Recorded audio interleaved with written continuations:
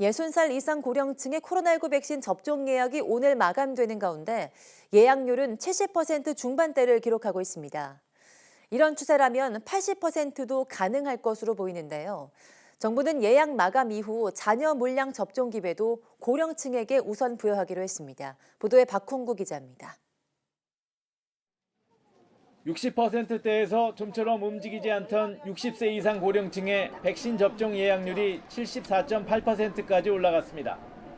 지난달 27일 65세 이상 고령층 1차 접종 시작과 함께 자녀 백신에 대한 관심이 높아져 접종 분위기가 확산하고 정부의 인센티브 발표도 영향을 준 것으로 보입니다.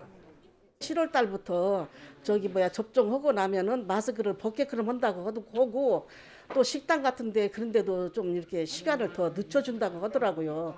예약률은 지난달 28일 64.5%에서 닷새 만에 10%포인트 이상 급등했습니다. 특히 아직 접종이 시작되지 않은 60에서 64세 사이의 상승폭이 컸습니다. 이런 추세라면 정부가 정한 목표치 80% 달성도 기대할 수 있는 상황입니다. 정부는 연일 백신의 효과를 강조하며 접종 참여를 당부했습니다. 영국 변이 바이러스에 대도 90%의 예방 효과가 있는 것으로 분석하고 있습니다. 설사 감염이 되더라도 사망 예방 효과가 100%이며 가족 간의 감염도 절반 가까이 줄어듭니다. 60세 이상은 하지만 예약이 마감되더라도 전화나 방문 예약을 통해 자녀 백신을 우선 접종할 수 있는 기회를 갖게 됩니다. 방역당국은 오는 4일부터 아스트라제네카와 얀센 백신의 자녀 물량은 60세 이상을 예비 명단 1순위로 올려 접종할 계획이라고 밝혔습니다.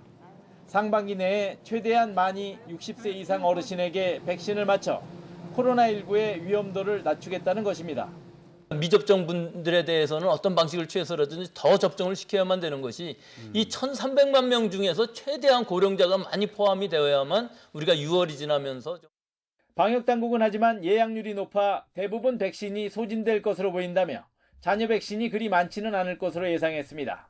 또한 60세 이상 접종자가 자녀 백신을 맞더라도 백신 종류를 선택할 수는 없다고 밝혔습니다. YTN 박홍구입니다.